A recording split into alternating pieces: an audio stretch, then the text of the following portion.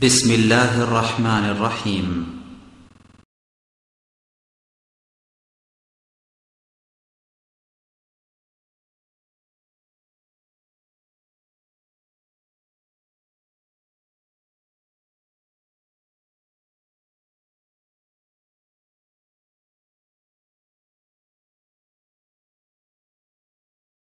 السلام عليكم ورحمة الله وبركاته. الحمد لله على نعمائه الشاملة وآلائه الكاملة، والصلاة والسلام على سيدنا المصطفى وعلى آله المجتبى، أما بعد। الحمد لله যাবতীয় সুখ্যাতি আরাধনা সেই বিশ্ব নিয়ন্ত্রক রব্বুল আলামিনের নিমিত্তে, যে রব্বুল আলামিনের অপার অনুগ্রহে বাংলাদেশ আহলে হাদিস ছাত্র সমাজ বংশাল থানা কর্তৃক আয়োজিত আজকের এই আলোচনা সভার আয়োজন করেছেন।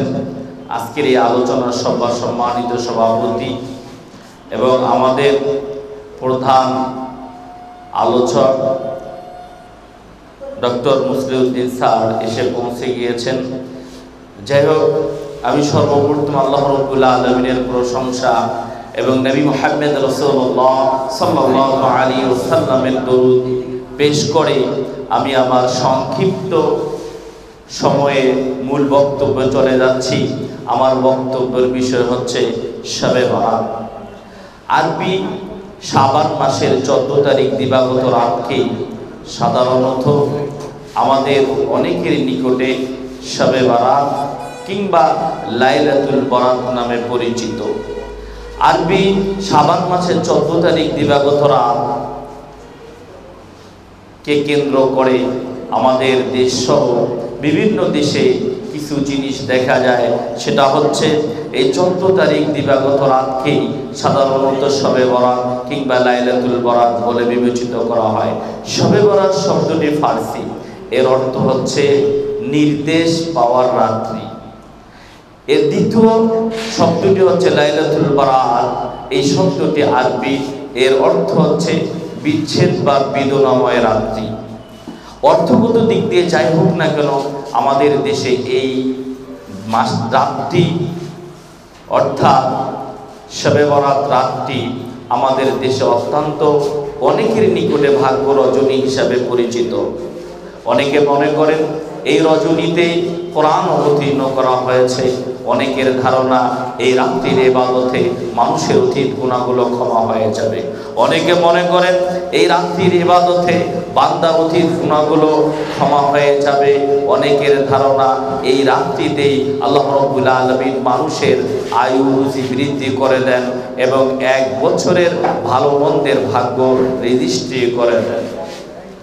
এ কারণে অনেকের ধারণা যে এই রাত্রিতেই যাদের আত্মীয় স্বজন মৃত্যুর কোলের ফলে পড়েছেন, আল্লাহ রাব্বুল আলামিন তাদেরকে এই দুনিয়াতে প্রেরণ করেন কিংবা তারা তাদের আত্মীয় স্বজনগুলোর সাথে সাক্ষাৎ করার জন্য দুনিয়াতে চলে আসেন।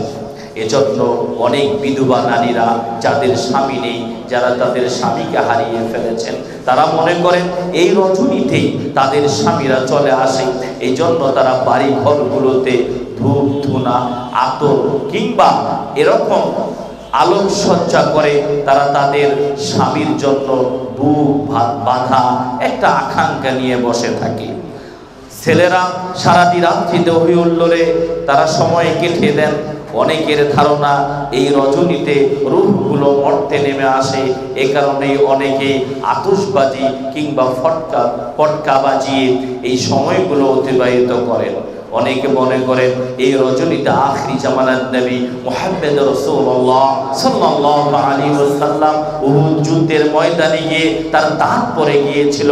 এই কারণে তিনি নরম খাদ্য গ্রহণ করেছিলেন বিদায় আমাদের মাঝে অনেক ভাইয়েরা কিংবা মা ও বোনেরা তারাও এই সুন্নতটাকে পালন করার অর্থে তারাও দেখা যাচ্ছে যে এই সুন্দর করে তারাও নরম কিংবা হালুয়া রুটির ব্যবস্থা করে থাকেন।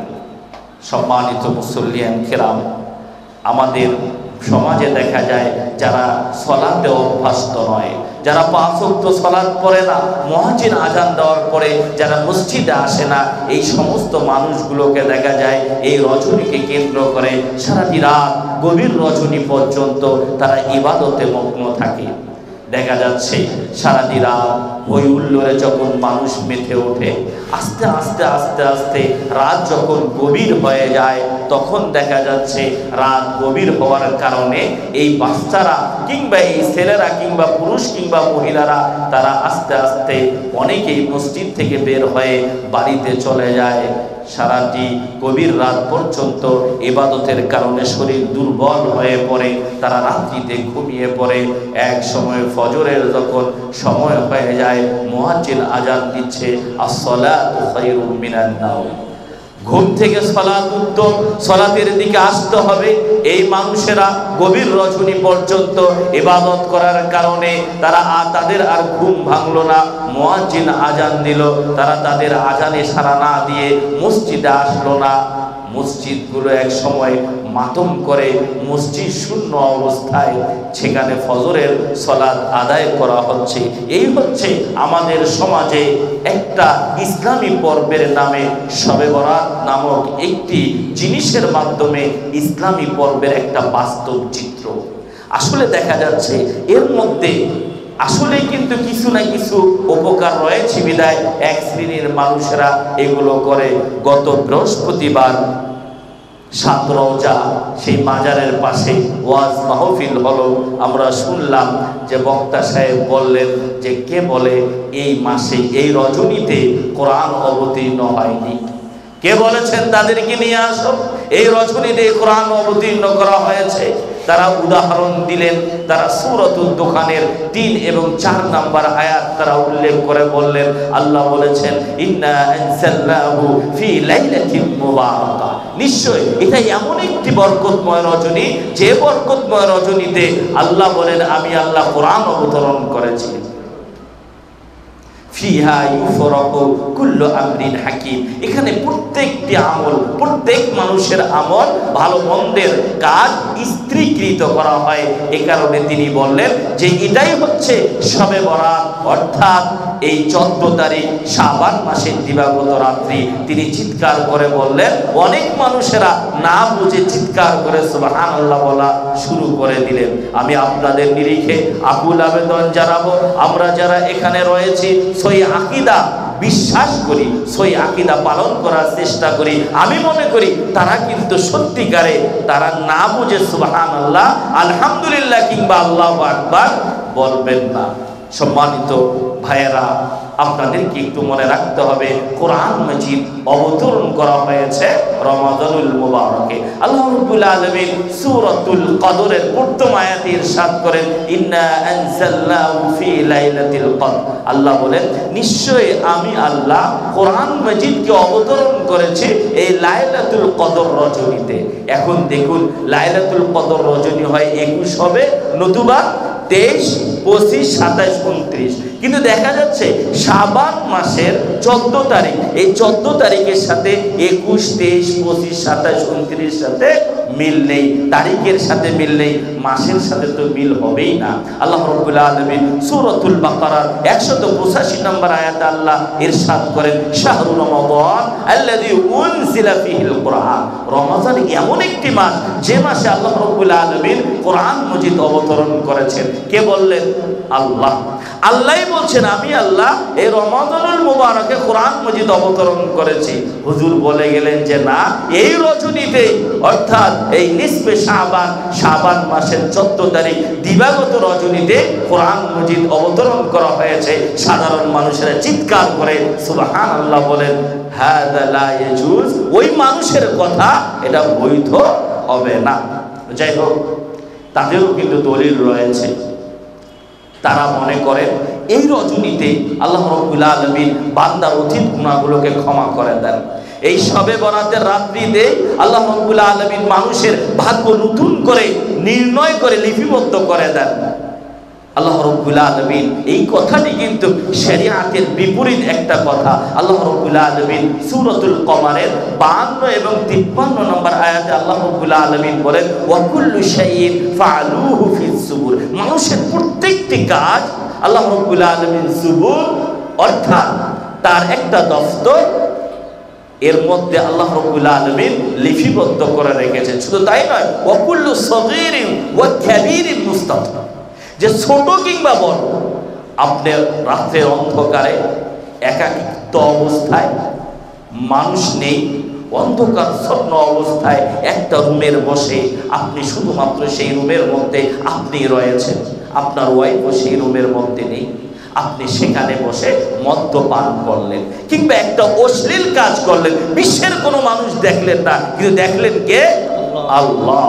এই কাজটিও কিন্তু আপনার আমলনামায় লিপিবদ্ধ করে দেওয়া হয়েছে, লাউহে মাহফুজে এটা লিপিবদ্ধ করা হয়েছে আপনার আমল। এটা কিন্তু আল্লাহ রাব্বুল আলামিন প্রত্যেক বছরে এখান থেকে থোড়া থোড়া করে কিছু কিছু করে প্রত্যেক বছরে আল্লাহ রাব্বুল আলামিন বান্দাদের কিছু কিছু দিয়ে দেন। এটার অর্থে এমন নয় যে ওই রজনীতে লাইলাতুল অর্থাৎ নিসফে শাবান কিংবা এই শবে বরাতের রজনীতে আল্লাহ রাব্বুল আলামিন মানুষের ভাগ্য লিপিবদ্ধ করে দেন। এই আয়াত থেকে বোঝা যাচ্ছে তাদের এই কথাটি অত্যন্ত ভুল, এটা শরিয়াত বিরোধী কথা। শুধু তাই নয়, আব্দুল্লাহ ইবনে আমর, বুখারী মুসলিমের হাদিস, আন আব্দুল্লাহ ইবনে আমর রাদিয়াল্লাহু আনহু قال قال رسول الله সাল্লাল্লাহু আলাইহি ওয়াসাল্লাম, আব্দুল্লাহ ইবনে আমর আল্লাহ নবী সাল্লাল্লাহু আলাইহি ওয়াসাল্লামের সাহাবী, তিনি বলেন আখিরি জামানার নবী মুহাম্মদ রাসূলুল্লাহ সাল্লাল্লাহু আলাইহি ওয়াসাল্লাম বলেছেন, কাতাবাল্লাহু মাকাদিরাল খালায়েক ক্বাবলা আন ইয়াখলুকাস সামাওয়াতি ওয়াল আরদি বি50 আলফ সানা।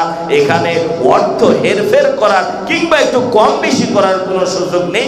কাতাবাল্লাহ, আল্লাহ লিপিবদ্ধ করে রেখেছেন। মাকাদির, সমস্ত মাখলুকাতের তাকদীর, যে পাখি, যে জিনিসগুলো উড়তে পারে, যে বস্তু হাঁটতে পারে, পিঁপড়ারও ভাগ্য আল্লাহ রাব্বুল আলামিন লিপিবদ্ধ করে রেখেছেন। পাখি উড়তে পারে, আল্লাহ রাব্বুল আলামিন তারও ভাগ্য লিপিবদ্ধ করে রেখেছেন। কাতাবাল্লাহু মাকাদিরাল খালায়েক, যত আল্লাহ রাব্বুল আলামিনের সৃষ্টি রয়েছে প্রত্যেকটি বস্তুর ভাগ্য আল্লাহ রাব্বুল আলামিন লিপিবদ্ধ করে রেখেছেন। কবে? ক্বাবলা আন ইয়াখলুকাস সামাওয়াতি ওয়াল আরদ বি50 আলফ সানা।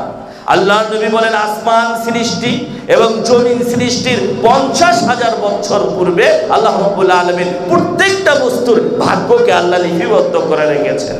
এজন্যই আবু হুরায়রাকে আল্লাহ নবী বললেন, এ আবু হুরায়রা, তোমার ভাগ্যে যা আছে, বুখারীর হাদিস, তাই হবে। রুফিয়াতিল আকলাম, আল্লাহ তোমার কলমকে, তাকদীর লেখার কলমকে উঠিয়ে নিয়েছেন। ওয়াজাফাতিস সুহফ, কালি শুকিয়ে গিয়েছে, আল্লাহ এই তাকদীর লেখার কলমকে আর প্রেরণ করবেন না, এবং কালি আবার নতুন করে এটাকে সংযোজিত করা হবে না যে তোমার ভাগ্য লিপিবদ্ধ করা হবে। তাহলে আমরা এই হাদিস থেকে বুঝলাম আসমানের কোনো অস্তিত্ব ছিল না, যখন জমিনের কোনো অস্তিত্ব ছিল না, তখন আমিনুল আলমের ভাগ্য আল্লাহ লিপিবদ্ধ করে রেখেছেন। প্রত্যেকটি বান্দার ভাগ্য আল্লাহ লিপিবদ্ধ করে রেখেছেন। যে পাখিগুলো উঠতে পারে, যে পশুগুলো হাঁটতে পারে না, পিপিলিকা, এগুলো রব্বুল আলামিন, এইগুলোর তাকদীর আল্লাহ রব্বুল আলামিন আসমান জমিন সৃষ্টির 50,000 বছর পূর্বে লিপিবদ্ধ করে দেওয়া হয়েছে। তাদেরও কিন্তু পক্ষে কিছু দলিল রয়েছে। আমাদের সময় দেখা যায়, অর্থাৎ শবে বরাতের দিন 14 এবং 15 তারিখে অনেকেই সিয়াম পালন করবেন, এটারও কিন্তু যুক্তি তাদের রয়েছে। ইবনে মাজায় একটি হাদিস রয়েছে, আয়েশা সিদ্দিকা রাদিয়াল্লাহু তাআলা আনহা বলেন, আমাদেরকে না জেনে তাদের সাথে তর্কে লিপ্ত করা ঠিক হবে না, এবং না কিছু বুঝে, কিছু হাদিস মুখস্থ না করে অন্য ভাইদের সাথে ঝগড়ায় লিপ্ত হলে এটা বোকামি হবে। আল্লাহ নবী সাল্লাল্লাহু আলাইহি ওয়াসাল্লামের স্ত্রী আয়েশা সিদ্দিকা রাদিয়াল্লাহু তাআলা আনহা বলেন, ইযা কানাত লাইলাতুন নিসফি মিন শাবান, ইবনে মাজার হাদিস, আল্লাহ নবী বলেন, ইযা কানাত লাইলাতুন নিসফি মিন শাবান ফাকুমু লাইলাহা ওয়া সুমু নাহারাহা, যখন নিসফি শাবান অর্থাৎ শাবান মাসের অর্ধেক যখন চলে আসে, 14 কিংবা 15, তখন তোমরা রাত্রিতে উঠে ইবাদত করো এবং তোমরা একটা কাজ করবে, দিনে সিয়াম পালন করো, তাহলে অসুবিধা নেই। যেহেতু আল্লাহ রাসূল বলেছেন, আল্লাহ নবীর স্ত্রী আয়েশা সিদ্দিকা রাদিয়াল্লাহু তাআলা আনহা বলেছেন, তাহলে তো আমাদেরকে এই নিসফে শাবানে সিয়াম পালন করতে হবে এবং রাত্রিতে ইবাদত করতে হবে যেমন তারা করে।